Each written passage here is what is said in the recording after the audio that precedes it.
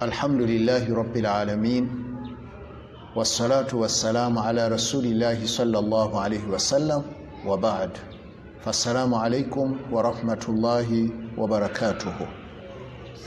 Amatendo gonna amajjuvu nga tegaliimu bukendeevu bwonna gatendebwa ne Allah subhanahu wa ta'ala yekka, ng'oyo Allah subhanahu wa ta'ala ajjudde emikisa wa waggulu nnyo, wa kitiibwa nnyo, teyenkanika ate era talina gwavuganya naye. Ye yatonda buli kimu kyolaba wano ku nsi, ate era n'ateekateeka okutonda kwe ng'akwawuddemu emiteeko ena, okutonda kwe yatondamu abantu. Okutonda okwo ngenda kukunnyonnyola mu maaso awo olabe obwenkanya bwa Allah subhanahu wa ta'ala. Naye okusookera ddala nsooka okubakuutira okutya Allah subhanahu wa ta'ala, okumweraliikirira ennyo, okumwegendereza n'okumwagala, era ne mbasaba tufube nnyo okulaba nga tunyweza amazima, obwesigwa, obuntubulamu n'obugumiikiriza. Kati abooluganda abalungi, tugenda kusoma omusomo gwaffe nga gukwatagana ku okuzaalibwa okwa Issa ibnu Maryam, mu bracket tumuyita Yesu, kubanga twagala tusike enjuyi zombi, obusiraamu ne bannaffe bali. Naye okuzaalibwa kwa Issa mutabani wa Maryam oba Yesu mu butuufu kwali kwa kyewuunyo, naye ate tekitegeeza nti omuntu bwe weewuunye ennyo ate owaba buwabi n'okolera ku kikyamu. Olwaleero kwe kuvaayo ntangaaze bulungi ku nsonga ekwatagana ku kuzaalibwa kwa Issa ibnu Maryam oba Yesu. Allah subhanahu wa ta'ala ono bwe yali agenda okutonda ffe abantu, yasooka n'atonda ebitonde ebirala byonna n'abimalayo. Naye bw'amala okubitonda kwe kusalawo atume bamalayika bajje ku nsi bamutwalire ettaka mwagenda okujja ffe. Era kyova olaba mu Qur'ani ey'ekitiibwa mu suratu Swad mu aya ey'ensanvu Allah yannyonnyola bulungi ng'atulaga nti yategeeza ku bamalayika ng'abagamba nti inni ja'ilun fil ardi khalifa, nti ku luno ngenda kutonda, naye ngenda kutonda omusingenda. Yagamba nti inni khaliqun basharan min twinin, ku mulundi guno ngenda kutonda omuntu naye ngenda kumujja mu kadongo. Era n'ababuulira n'agamba nti fa idha sawaituhu, bwe naaba mmaze okumwenkanyankanya nga bwe njagala abeere, wa nafakhtu fihi min ruuhi, ne mufuwamu n'omwoyo gwange, ogwo gwe nateekateeka nga gwe gw'okuteekebwa mu bantu, faka'u lahu sajidin, temweteeketeeke mu bamalayika, ejja kubaayo oluvunnama lwe mujja okuvunnama, naye nga muwa omuntu oyo gwe naaba ntonze ekitiibwa. Ekyo bwe kyamala okuggwa, enteekateeka ya Allah nga bweri tesobola kugwa butaka, yatumirawo bamalayika. Bamalayika abo betumanyi obulungi abasatu, ng'omu ye Jibril, omulala ye Mikail, ate omulala ye Israel. Jibril ono bannaffe bali bamuyita Gabriel, ate Mikail bannaffe bamuyita Michael, so nga ate Israel ffenaffe tumuyita Malakul Maut oba malayika walumbe, ng'abantu bwe baali mukazaako. Kati Allah yasooka n'atuma malayika ayitibwa Jibril, n'ajja ano n'ettaka ensi n'emulemesa.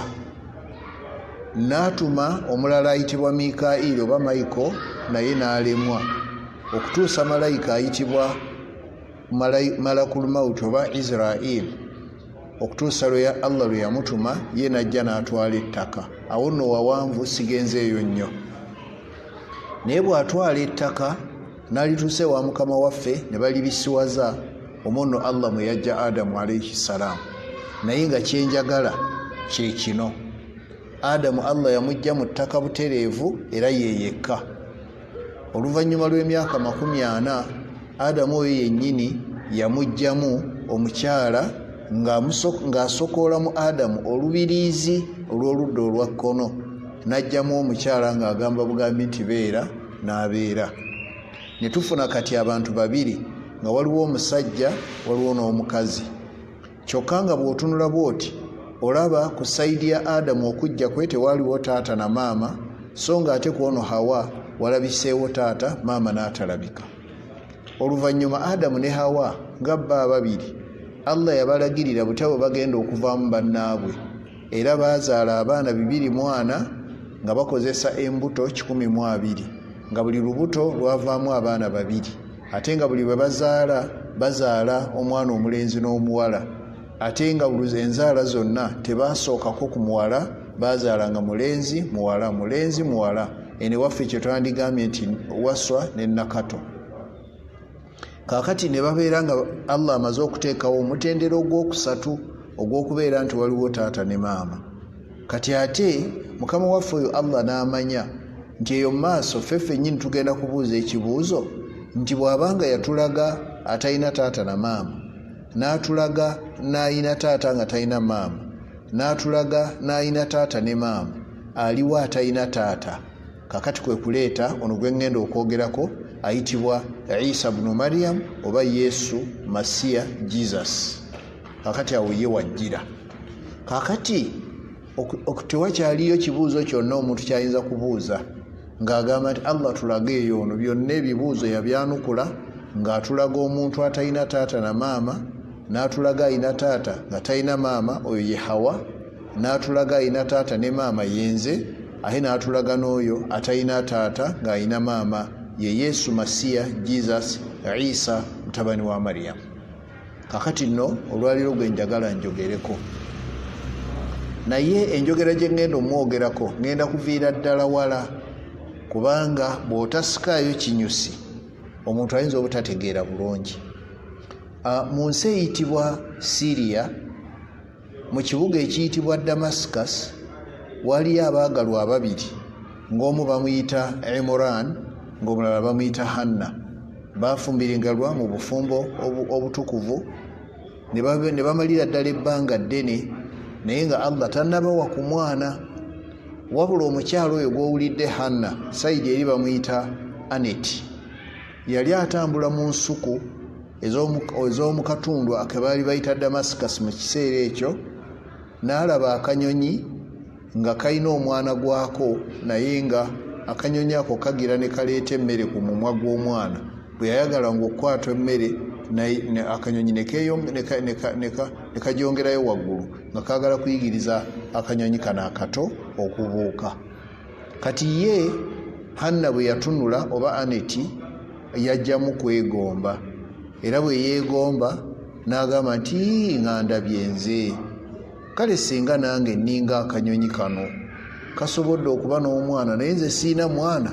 Kati awo Allah subhanahu wa ta'ala bwe yalukira embeera ekwatagana n'okuzaalibwa kwa Issa ibn Maryam, Yesu Masiya Jesus. Azaalibwa atya?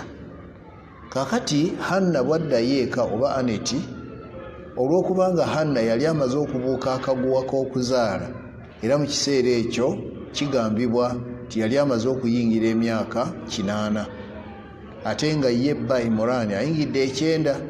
Kiki ekyaliwo? Allah yamukomyawo eno, n'addayo mu mbeera y'okubeera nti atambuza amalala, era ekyavaamu yakoona akagere, kale n'abeera nga bimutabudde n'anyumizaako bba. Ate mu kiseera kye kimu ono yennyini Hanna oba Anet n'atandika n'okuyoya, ng'ayoya obuyembe obuto, ekitegeeza yali afunye olubuto.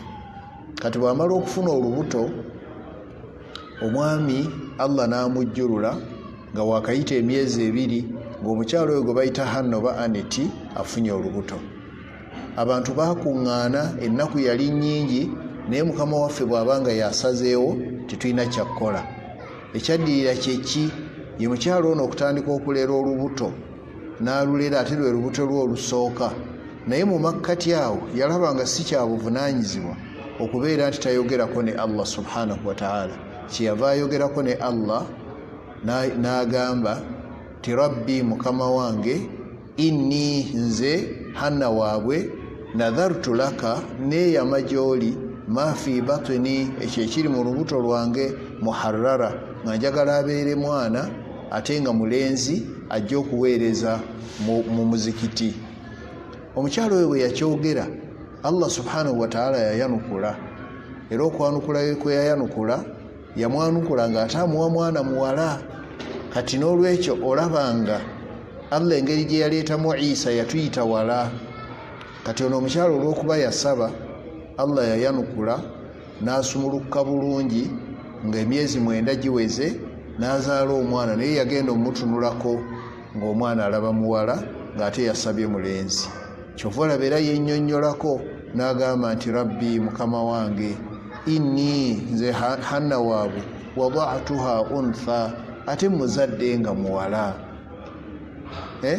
Kyava agamba Allah agamba nti wallahu a'lam bima wada'at, naye ate ne bw'atandigambye Allah ye yali amanyi olwedde omwana gwamuwadde. Omukyala kyava agamba nti walaysa dhakaru kal untha, omwana omulenzi tabeeranga muwala, kuba ye omulenzi yasobola okuweereza mu muzikiti. Kakati n'agamba nti naye siina kyakkola. Wa inni sammaituha Maryama, olw'okubanga taata we yali amaze okufa, kati ate obuvunaanyizibwa buli eri nze mutuumye Maryamu. Naye Maryamu kitegeeza ki? Maryamu kitegeeza okubeera nti Allah ayanukudde. Kakati omwana n'amutuuma Allah ayanukudde, kuba yayanukula oluvannyuma lw'okumala emyaka 8 ng'omukyala munange olubuto luganye, nga ne omwami Imran naye bimusobedde. Naye laba ekyewuunyisa, Allah subhanahu wa ta'ala kwe kuddira omwami n'amuggyawo, omukyala n'asigalawo. Olw'okubanga omukyala ono yali ayagala nnyo okulaba ku mwana, ate bwe yazaala omwana yatulika n'akaaba. Lwaki yakaaba? Ng'afunye essanyu, kyokka ate Imran avudde mu nsi nga tazadde ku mwana. Kyamuluma nnyo nga n'omwana yennyini talabye ku taata we. Kati ennaku eyo abantu baasembera bangi ne bajja, naye olw'okuba omukyala ono yali yeeyamye, Allah yatandika omukolera enteekateeka, era abantu bakuŋŋaana bangi ne bajja ew'omukyala oyo Hanna, bambi nga bamuyozaayoza olw'okuzaala, ate nga n'ennaku ebakwata olw'okuba taata w'omwana ate taliiwo. Olw'ekisa ekyo ekyabakwata baatandika okupanga, era kino kye baapanga. Ne basalawo ne batuula ne bagamba nti naye omukyala ono Hanna yeetaaga okuyambako olw'okubanga asigadde nga namwandu, ate kaakati azadde omwana, ate nga n'omwana naye mulekwa. Kati anaabisobola atya? Nedda, tufune engeri gye tunaamuyambako. Kati nno ennyamba gye baamuyambamu n'ebeera nga yafaanana bw'eti. Ye bw'amala okuzaala, of course yateeka ku bbeere n'ayonsa. Okuyonsa kwokwo ng'ayonsa ate bw'asaba Allah. Naye abantu bano abaakuŋŋaana baamulaga obwagazi bwe bayina eri omusajja olibba ayitibwa Imran, kuba Imran yali mukulembeze mu muzikiti. Akati embeera eyo bw'emala okubaawo baakuŋŋaana, naye mu abo abaakuŋŋaana mwajjiramu ate ne nnabbi wa Allah. Yaani oyo? Zakariya. Bali bannaffe bamuyita Zakare. Kati Zakariya bwe yajja, ate eky'omukisa omulungi nga Zakariya oyo ate yayina ne muganda wa Hanna ono, nga ye yawasa muganda wa Hanna, ekitegeeza nga Zakariya yali musanji wa Imran. Olw'okubanga ye yayina muganda wa Hanna, muganda wa Hanna ye baali bamuyita batya? Baali bamuyita Ashiyau oba Elizabeth. Ate nga nabo okuzaala kukyagaanye. Kati bwe bajja ne balaba ku mwana ono, aye ne bawulira nga nabo basanyuse, naye ng'ate bakyayina ennaku yaabwe okuba nti Allah bo tannaba kubawa mwana. Kati abantu abatuuze bwe baatuula ne basalawo ne bagamba nti abange, ani gwe tuba tukwasa omwana ono ayambeko ku Hanna? Abantu bonna baawanika emikono okutuusa lwe bagamba nedda, mwenna bwe mubanga mwagala katugenda kukuba akalulu tulabe ani anaalira omwana omuwala ono. Akalulu kaakubwa, naye baakakuba batya? Baakakuba bwe bati.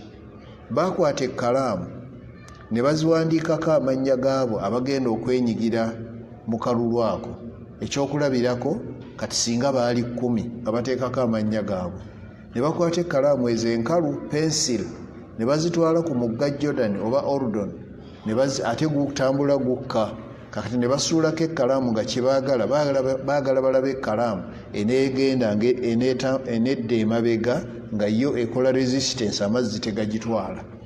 Era ekkalaamu yazuuka, ng'ate endala zonna zigenze, bagenda ogisomako nga basoma nti Zakariya. Bwe baalabako Zakariya ne baga nti otyo ogwo okusooka Zakariya yawangudde. ne baddayo ewaka era ne bakwata ekkalaamu enkalu nga ziriko amannya gaabo ba participants abasazeewo okugenda mu lwokaano ne bagamba tugenda ziteeka mu mazzi amabisi naye ekkalaamu enekka wansi eri ku ntobo mu bbaafu oyo nno yajja okuba nga awangudde era bagenda okutunula wansi nga zino bamaze oziyoolako nga bagiraba gyeri wansi era amannya kwaliko ga Zakariya n'abeera nga kati emirundi 2 awangudde ne baga nti wano ewaffe gibeera 3 ne bakwata ekkalaamu eza bwino ne baziteekako amannya ne bazissa mu mazzi agookya bwe bazissa mu mazzi agookya nga kye baagala nti ekkalaamu eya bwino bw'egiteeka mu mazzi agookya esaanuuka era bwe baakikola nga baagala eteesaanuuke era eya Zakariya teyasaanuuka kasate teyasaanuuka nga bagamba baasi Zakariya akalulu akawangudde. Lwaki Zakariya ono yawangula akalulu? Nga Allah kyayagala nabbi woono yaba alabirira omwana ate mu kiseera kye kimu wabeerewo embeera ey'okubeera nti Allah alabirira ku levo ya waggulu ate ng'ono yalabirira ku levo eya wansi.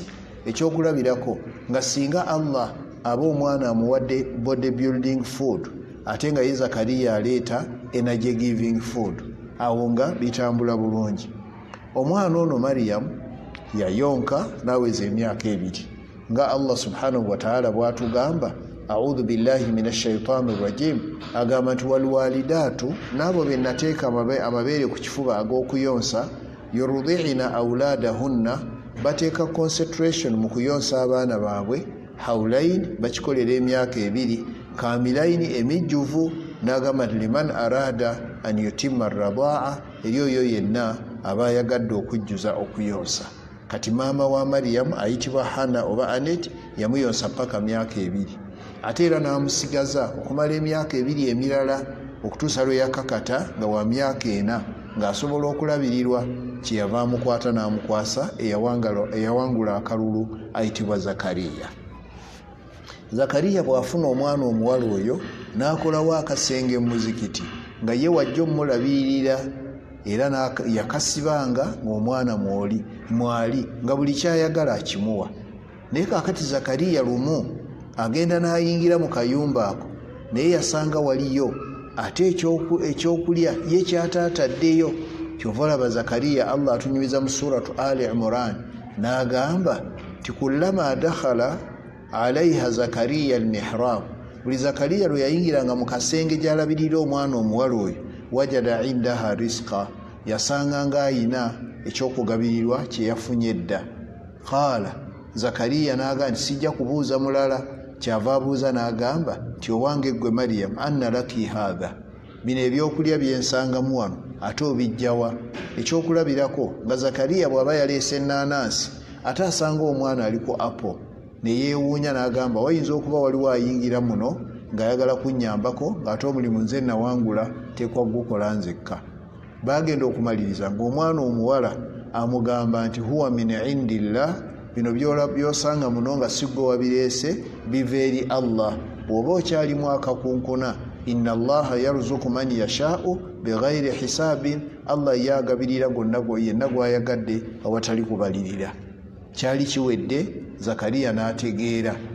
Era Qur'ani etulaga nti Zakariya amangu ago ng'amaze okulaba nti omwana gw'alabirira mwagalwa wa Allah, Zakariya naye yateekayo okusaba kwe nga Allah bw'atugamba era mu suratu Ali Imran. Allah atugamba nti hunaalika daa Zakariya rabba, awo wennyini ne Zakariya we yasabira omulezi we n'agamba atya ti rabbi mukama wange habli nkusaba ompe min ladunka okuva gy'oli dhurriyatan ezadde tayyiba, ezadde nga ddungi, kubanga gwe omanyi gw'ogabira. Era bw'atyo Allah yayanukula n'abo ababiri Ashyau Elizabeth noono Zakariya nabbi wa Allah. Era omukyalo oli Ashyau yafuna olubuto ne bazaala omwana ayitibwa Yahya oba Yokaana, naye eyo sijja gendayo kati nkomawo wano. Mariyamu ono bw'amala okubeera nti yeeyongeddeko okukula myaka nga 7 ng'asobola okubeera nti aweereza mu ssinzizo oba mu muzikiti nga maama we bwe yali yeeyamye, bw'atyo Zakariya yamukwata n'amuzaayo ewa maama we Hanna kati ne maama n'akwata omwana n'amutwala mu muzikiti mu butongole abeere ng'omwo mwaweereza alongose mu masigiti. Naye baagenda omutwalayo ng'olede waliyo abalenzi babiri, ng'omu bamuyita Yusufu Joseph ng'ate omulala bamuyita Harun oba Aloni. Kakati abo baali mu muzikiti ate ne kujjirako n'omwana omuwala. Mu mbeera eyo nga bali omwo mu muzikiti, omwana ono omuwala olw'okuba yali mulongoofu yatandikanga okuzuukuka ekiro n'asaala n'ebigere ne bizimba. Bano abavubuka ababiri ne bagamba, "Ye omwana omuwala atubbako atapsho." Kakati omu kuba ayitibwa Haruna n'asalawo bw'anaalaba nga Mariyamu ng'asituse nga naye asituka ng'asaala. Bombi ne babeera nga baasaalanga ekiro okutuusa n'ebigere lwe byazimbanga. Kakati nga bw'omanya ebbanga terirwa, Mariyamu yabeera mu muzikiti ng'aweereza bulungi, naye ekiseera kyatuuka n'abeera nga ate ava ku bikukujju n'abeera nga kaakati mukyala akuze. Bw'amala okuba nti akuze, olw'okuba nga yalina amalala ago yagatambuzanga buli mwezi, n'akoona akagere n'abeera nga embeera eyo yamutawaanyaamu, naye nga mbeera y'abakyala. Kati olw'okuba embeera eyo yamutawaanya, yatandika okweraliikirira nga buli lwamaliriza omwezi guno ate omwezi omulala era ne kibaawo. Kati mu kweraliikirira okwo n'asalawo ng'asazeewo n'agamba nti, "Ngenda kuva mu muzikiti guno sikyasaana kubeeramu." Naye bwe yatambula bw'ati ku makya ayambadde kahafu peti ate ng'ayambadde ne gawuni, n'agenda ebweru ne yeeteerawo akayumba bwe kati ng'akakoze mu bintuntu, agende mu abaana abiri omwo atukule. Naye aba amaliriza okunaaba ng'era akakasa nti atukudde ayagala kudda mu muzikiti, ate n'alaba omusajja ng'ayingirira ku ludda lw'omulyango. Mariyamu yeekanga nnyo, kyova olaba Mariyamu yagamba nti, "A'udhu birrahmani minka." Neewogoma eri Allah nga n'ekinneewogomyayo nkusaba akumponye, "In kunta taqiya," bw'obanga oli mutya Allah. Naye ono nno yali Jibrilu oba malayika Gabriel. Ne malayika Gabriel yamugamba nti, "Nze ndi mubaka wa Allah antumye gy'oli nzije nkuwa amawulire, ng'amawulire ago ogenda kuzaala omwana omulenzi, naye nga tolabaganyeeko na musajja." Mariyamu yayanguwa mangu olw'okuba yali mukyala mulongoofu, n'agamba nti, "Butya bwe nnaafuna omwana ate nga sinnafuna mwami gwe nnyanjula waffe." Ye yamuddamu n'amugamba, "Bw'atyo Allah bw'akyagadde, ate ye Allah kyayagadde kiteekwa okubeera nga kikolebwa." Kaakati Mariyamu awo wennyini olw'okuba yali akyebuuzabuuza, kigambibwa malayika yajja n'omwoyo era yaguteeka fi jaybi dir'iha, mu nsawo ey'eggandula lye yali ayambadde. Kakati bw'amala okugufuuwamu, ye agenda okutunula ati nga talaba malayika, nga talaba muntu gw'abadde ayogera naye, ate agenda okulira ka hafu peti kano nga keewaze, n'amanya nti kye bamugambye kyekyo. Era ekyaddirira amaanyi kuba nti gamuggwamu, n'abeera nga yamanya nti kaakati lubaze. Ono tamulaba, atandise kwogera yekka. Mariyamu n'asalawo okubeera nti tajja kusigala mu muzikiti, ate tajja nakuddayo waabwe, wabula kati obuswavu bulabise agenda kubuvaamu atya. N'ayiiya, kyova olaba Qur'ani etugamba nti yagenda makanan sharqiya, ku ludda lw'ebuvanjuba, yeekweka eyo. Olw'okubanga wano bwe mba nsomesa sijja kubuulira kawoomu na kagga nti omwezi ogumu, myezi ebiri, naye kati nkutwala emyezi giba ginaatera okuwera 8 watambulira okuwera 9 watambulira n'agenda. Naye aba agenda bw'ati ebisa, abakyala babimanyi ebisa, ne bimutandikako. Ebisa bwe tuba twogera mu lulimi erw'ekisomesa gye bayita message Allah gy'akusindikira ng'akugamba nti onootera okuzaala. Kakati naye message eyo yagifuna, abakyala bakimanyi nti babiyita bisa. Bw'amala okufuna message eyo, awo yayogerera ekigambo n'agamba nti, "Ya laitani, zinsanze nze Mariyamu waabwe, mittu qabla hadha, kale singa nafa nga kino tekinnaba kuntuukako, wa kuntu nasiyan mansiya, nembeera nga ndi ekintu ekyerabirwa edda, naye kaakati wendi abazadde bange ngenda bagamba ntya?" abantu b'okukaalo ngenda bagamba ntya kubanga edda ng'omwana omuwala yenna bw'ayenda bamukwata ne bamuteeka eri ku lusalosalo n'amala eyo emyezi kumpi 6 nga tebaagala namutunulako bamukyaye. Kati Mariyamu waabwe yeeraliikirira bw'anaddayo ewaabwe ng'agenze n'omwana embeera egenda kubeera etya? Awo Allah n'ayingirawo. Naye Allah yakola atya? Yagamba nti ya Mariyamu la tahzani, tonakuwala, la takhaafi, totya, wala tahzani, era tonakuwala, kad ja'ala rabbuki tahtaki sariya, mukamaawo amaze okukuteerawo wansi awo wootudde akagga. Bwe yatunulawo bw'ati n'alaba amazzi n'atandika okutebenkera. Kati ate olw'okuba we yali atudde waliwo enduli y'omutende, ate nga waliwo n'omutende ogwali ogwesimbye nga gukyali gwo ku kikolo, nga gukyali ku kikolo kyagwo. Kakati Allah yamugamba ti wahuzi ilaiki, era nyeenya ng'ozza gy'oli, bijidhi nakhla, ogwo omuti gw'omutende gw'olabaawo, tusakitu alaiki, zijja kugwa wooli, rutaban janiya, entende nga zibulukuse bulungi ate nga zengedde bulungi. Ne Mariyamu n'akwata omuti n'agunyeenya, entende ne zigwa. Allah n'amugamba nti fakuli, embeera ejja kuba bw'etyo, osooka kulya.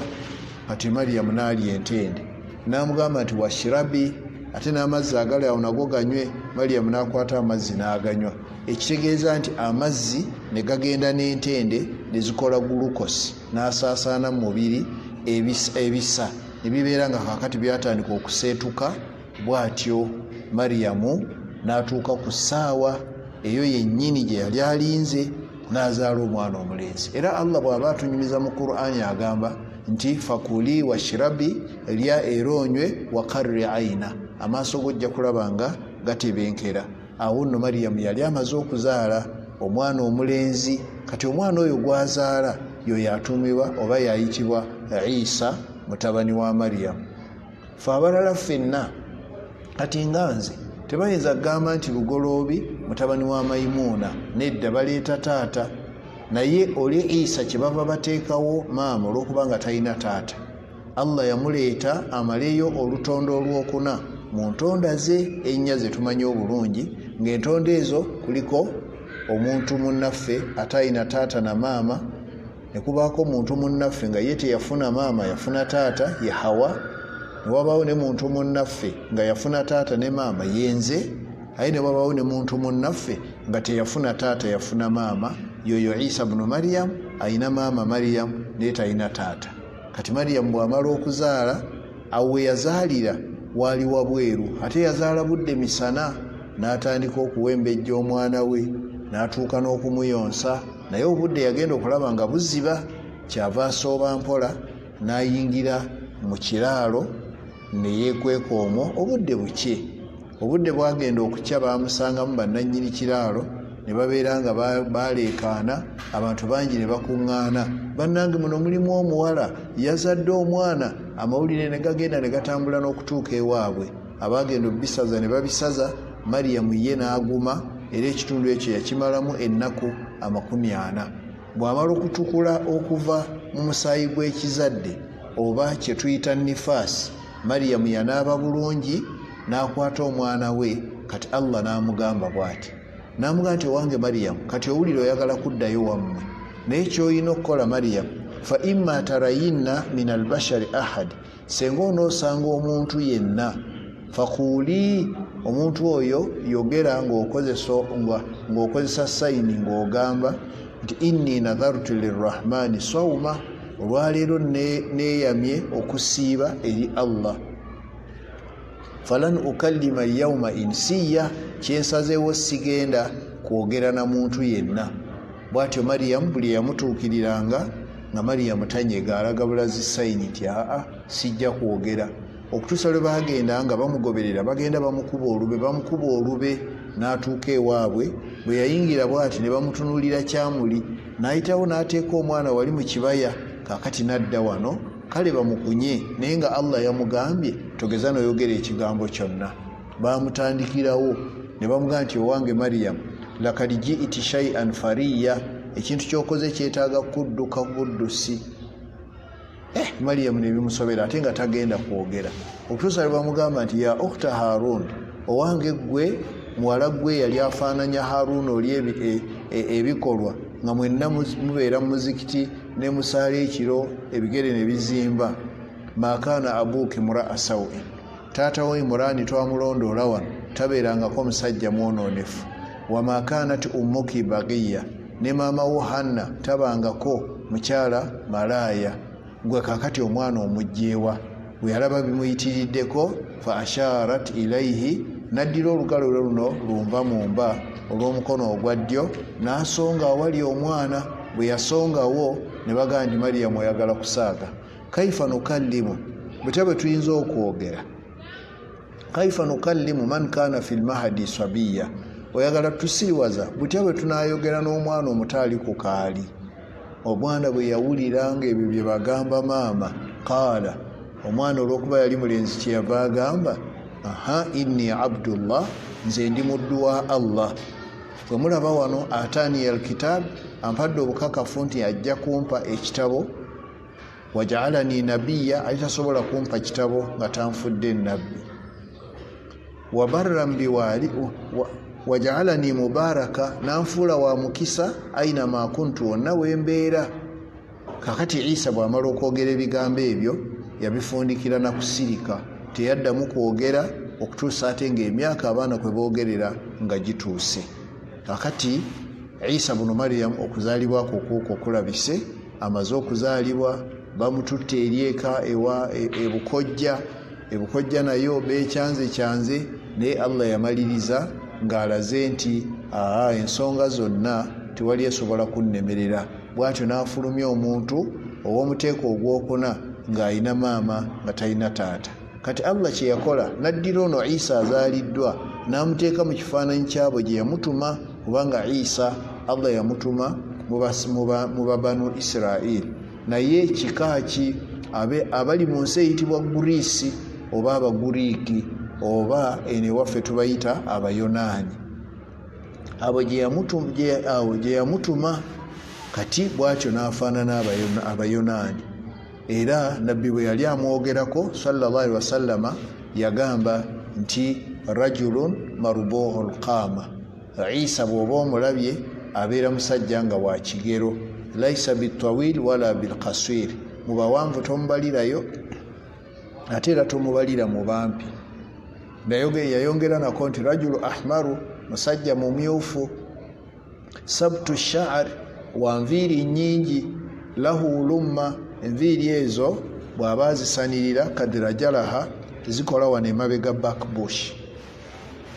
Era nabbi yagamba nti wa idha ta'a ra'sahu, ate bwaddira omutwe gwe n'agukotekamu bw'ati, katwara almaa'u, omutwe ogwo guvaamu amazzi, ka annama kharaja min dimas, ng'oyinza okulowooza kyava mu kinaabiro kunaaba. Bw'atyo Allah bwe yamukola. Lwaki nkuwadde ebyo? Issa bunu Mariyamu Allah alina bye yamuwa nga teyabiwaffe, kale njagadde ebyo mbikutuuseeko. Naye Allah agamba ti dhalika Issa bunu Mariyamu, oyo nno ye Issa mutabani wa Mariyamu. Abangi gwe boogerako ebikankana, ono n'ayogera kino ono n'ayogera kino, bagenda okumaliriza nga batuuse n'okuddira ate Issa okumuyita Katonda oba okumuyita omwana wa Katonda, nga bwe tugenda okulaba. Omwana bwe yamala okwogera, abo abaaliwo kyabeewuunyisa, ne banguwa mangu ne bagenda omwana waali. Mariyamu n'asigala wano ng'essanyu limutta, kubanga Katonda amateeka ge yamutaddeko agatuukiriza. Bwe bagenda awali omwana, gurupu eyasooka bwe yatuukawo n'egamba nti ono Katonda yennyini azze kutweraga, n'oluvannyuma ajja kugenda. Abo nno bayitibwa Bayakubiya, be boogera ebigambo bwe bityo nti Katonda yennyini. Gurupu endala n'esituka n'egenda wali n'egamba temwina bye mwogera mmwe, ono mwana wa Katonda ayagadde tulaga nti naye alina omwana, oluvannyuma ajja mumutwala. Eyo gurupu be bayitibwa Abanistoriya. Kakati ate ne wajjayo ne gurupu endala ye y'Abayahudi, bo ne bagamba nti Mariyamu nammwe muleme kumukwata bwe mutyo, Mariyamu yayenze. olwo kati bo nga bagamba titeri mukazi ayinza kuzaala okujjako ng'amaze kulabagana na musajja oyo Mariyamu ateekwa okuba yayenze lwakuba aganye otubuulira ani nannyini mwana abo ne be bayitibwa Abayahudi. Kakati okutuusa guruupu endala lwe yajja ye guruupu ey'Abasiraamu bo olwajja bwe bati ne bagamba nti bannange omwana tannayogera ku bigambo ebyo. Omukyalo oli Mariyamu yabasongedde awali omwana Katonda n'amwogeza ate byayogedde mubikyusizza. Omwana agambye nti inni Abdullah, ndi muddu wa Allah. Kakati ate lwaki mubikyusa? Kati ekyaddirira guruupu ezo essatu ne zibeera nga zeeteekateeka zirwanyise guruupu eneemu, era kyekyo kyolaba n'okutuusa olwaleero. Kati Issa bunu Mariyamu ne tubeera nga tumuggusizza okuzaalibwa kwe bwe kutyo, tobuzibwabuzibwa, yazaalibwa mukyala yekka nga tewali musajja. Allah yakikola ng'ajjuliriza omuteeko ogwokuna ogwali gusigaddeyo nga teguliiko taata, kubanga giri esatu twali tumaze ogiraba ng'ogumu teguliiko taata na maama, oyo ye Adamu. Omulala guliko taata nga maama taliiwo, oyo ye Hawa. Ng'omulala guliko taata ne maama yenze. N'omulala ogwokuna gwe guno ogwa Issa nga Allah addira n'ajja mu mukyala ng'amugjamu omwana ate yamugjamu mulenzi. So nga ate eri Adamu yo yali musajja yamugjamu ate mukazi. Kati amaanyi gonna Allah n'agalaga nti obuyinza bwonna mbuyina, era Allah embeera zino ebbiri zize yafaalu ma yurid, akola kyonna ky'aba ayagadde, wa huwa ala kulli shay'in qadirun, aye talina kintu kyonna kiyinza mulema singa abeera nga teyakyeziyizaako. N'olwekyo abooluganda oyo ye Issa bunu Mariyamu abantu baayawukana, enkaayana ne zijja, naye ng'abasinga baayogeza emimwa gyabwe ate ebitali bituufu, ne babeera nga babuzaabuza abantu n'okutuusa olwaleero. Kakati n'abooluganda era nga bwe tutambula nga twagala tujje nga tubamanyisa ebikwatagana n'ennaku zino, kubanga mu maaso awo n'ennaku z'omwezi 25 mwenna mukakasa nti wajja kubaayo abantu abasanyuka nga bo bagamba nti omwana wa Katonda azaaliddwa. Munnange nno ekigambo ekyo kiwalanga nnyo okukyogera, era Allah ffe yatuteerawo ekigambo kye twogera okkakkanya ku busungu, kubanga Allah yagamba nti takaadu samaawaati yatafattarna minhu, eggulu lijula okweyuzaamu olw'ekigambo ekyo. Watakhiru ljibaal, n'ensozi ezo nazo ne zibeera nga zaagala kukunkumuka. N'agamba nti an, olw'okubanga daawu lirrahmaani walada, abantu bavaayo ne bagamba nti Katonda yazadde omwana. Ekyo kigambo kibi nnyo. Era walala yagamba lakad ji'tum shay'an idda, mumokkodde eggambo eritayisika mu kamwa okugamba nti Allah ayina omwana. Kati fe olunaku olw'25 kyova olaba obusiraamu bututendeka ne butugamba tuyisa ekigambo kino ku lulimi, ma kaana lillahi an yattakhidha min walad subhanahu idha qada amran fa innama yaqulu lahu kun fayakun. Tekigwanira ku Allah kubeera na mwana. Ye Allah, ma kaana lillahi an yattakhidha min walad, tekigwanira ku Allah kubeera mwana. Subhanahu yayawukana, ye Allah yayawukana, tazaala ate tazaalibwa. N'olwekyo abooluganda ekirabika nga musomo gwaffe olwaleero awo we tugenda okukoma nga tutunuulidde okuzaalibwa okwa Issa ibunu Mariyamu. Kakati abooluganda nga nfundikira kino kyo nina okukibategeeza, kubanga Daawa etambula na buli omu kukwatira ku munne. Ate obusiraamu bwagala nnyo embeera eya unity, nga bwe muba mukola ekintu mukikolera wamu ebintu ne bitambula. Mukimanyi bulungi nti SK muziri mu Daawa, etambuza Daawa wonna. Ekyo nammwe mukiwaako obujulizi, era nga gw'omulimu egukoze. Naye omulimu ogukola nga waliwo ebibulawo ate n'atayogera, ekyo nakyaba yeryazaamanyiza. Kyenva mbasaba tugende mu maaso. Manyi nti mwatandiseeko okufuna laptop kyetaagisa, ate banne n'ebyuma ebikwata ebintu bino byetaaga ebyuma nga byamaanyi. Kati senga omulimu ogwo tukwatira wamu ne tuguggusa, ekyo nno kyetuba tukoze kiba kya muwendo. Ate manya nti buli sente yo yonna gy'oteeka mu Daawa omanyanga nti Allah ye bw'aba akusasulamu emirundi 10.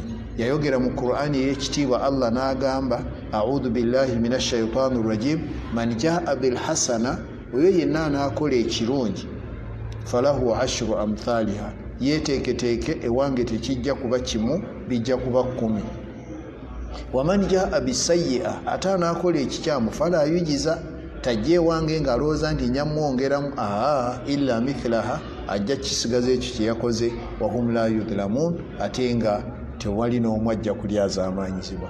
N'olwekyo mbasaba tugende mu maaso omutima ogwo ngubeebaza ogw'okukwatira awamu kubanga agali awamu ge galuma ennyama. Nsaba Allah subhanahu wa ta'ala ffenna abali ku mukutu guno abeere nga atukolera enteekateeka ennungi mu riziki yaffe, atukubira ettooki awali riziki yaffe tugifuna ate agitukuumire, atuwonye endwadde embi ez'omunda n'endwadde embi ez'okungulu, atuwonye ekirwadde ekiyinza okujja okutusaanyawo ffenna omulundi ogumu. Ow'ekitiibwa Allah tumusaba ffe abatannaba kukola hijja zaffe ezibanga zikyali wala azitusembereze naffe tubeere nga tuzikola, ne bannaffe abaamala okukola hijja olw'okubanga baakomba ku bwomerevu bwa hijja nabo tusaba ow'ekitiibwa Allah abongereyo hijja endala. Ow'ekitiibwa Allah tumusaba atugabirire okumutya, akkirize emirimu gyaffe era atutuuse mu maaso ge nga tuli mu abo abasiimiddwa. Mulaajanira mukama waffe Allah atuteekemu abo abatagenda kulwa mu bbaliro, atukingirize omuliro era atuwe ejjana. Subhanaka Allahumma wa bihamdik ashhadu an la ilaha illa anta astaghfiruka wa atubu ilaika. Wassalamu alaikum wa rahmatullahi wa barakatuhu.